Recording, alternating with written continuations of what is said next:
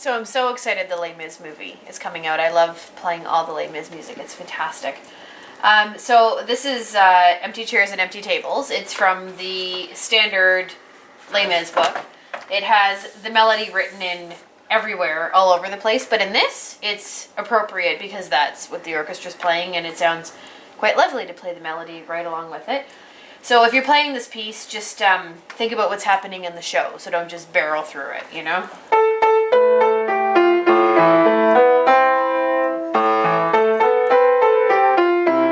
Because you'll probably kill it and people won't really enjoy your performance. So just think this is the point in the show where the night before he was there with all his friends and they were talking about the revolution, and then most of them were killed in the battle, and here he is walking into the same tavern and the chairs and tables are all empty, and it's just devastating because he knows where everyone was sitting just the previous night. So you really need to take a more calm approach to this one, but there's also going to be more emotional points, and we'll get there as you get there. So, and it's always just marked with a little F on the page, like forte, you know, and you could easily miss it. So it starts very sweetly, and I'll roll some chords and add a little bit here and that, but it really won't add too much because it really doesn't need it until that really passionate part in the middle. And in this arrangement, I just do this, but I add this extra A because, I don't know, I think it's correct. So I add it in. Here we go.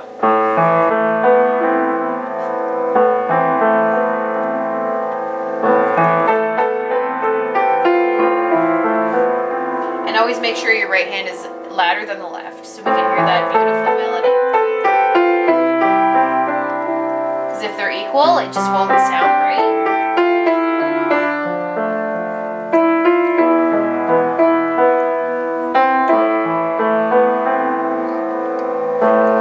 And for effect here, you could even put it into octaves and it would sound lovely.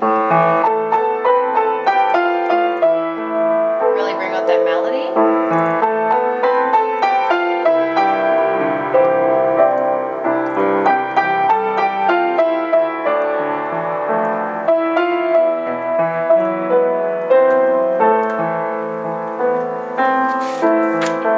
And now it's starting to build, so it says piamoso, which means a little bit more, so a little bit more speed, but not too much. And just make sure that melody's really coming out.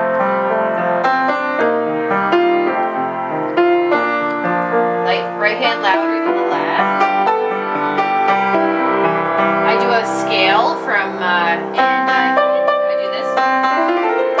It's just so much more dramatic.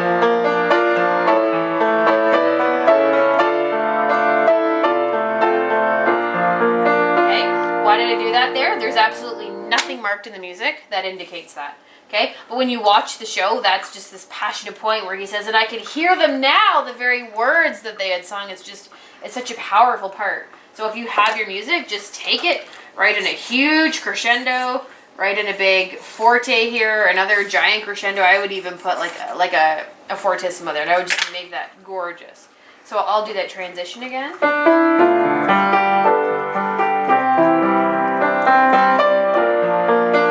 Scale. Let's add the scale. Hold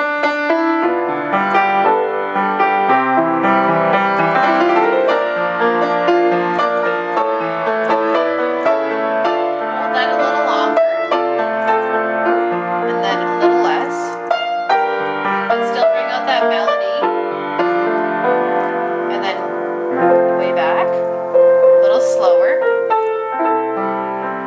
Hold barricade, and then this. Just like the beginning, even maybe a little slower.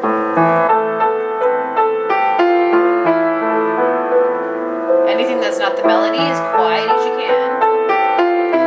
Like this. Just tinkle.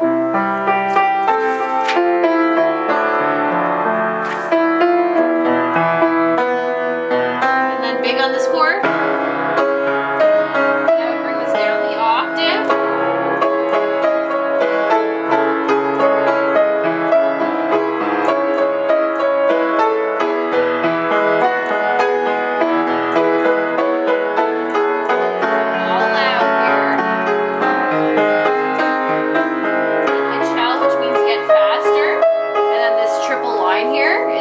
Which means you just take your thumb and your fifth finger and you go back and forth really fast. I would take it down an octave because I'm sure the timpani would be down low. I would do it down here, it's back and forth. And then you hold that chord, and then a little faster on this last beat.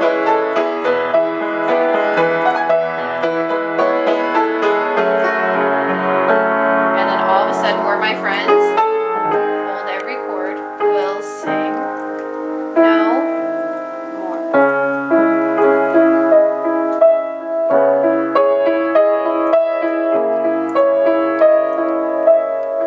And then low, I would roll down here. And it makes for a far more dramatic version of the song.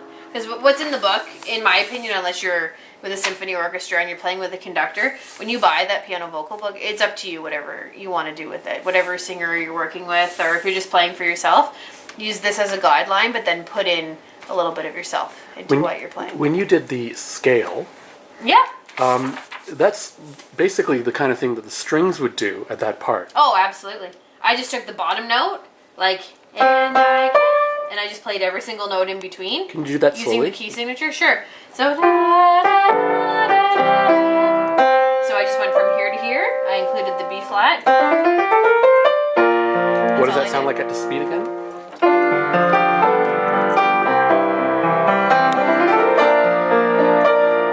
And it sounds so impressive when people go, whoa, that's so fast, but really all you're doing is a scale.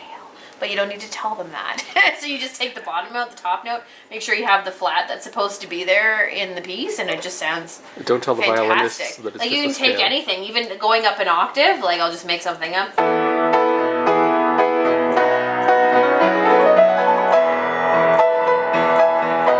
It sounds so much better, and all you did was play a scale from one octave to the next, but it's like a nice flourish that you can always throw in when you're playing a piece.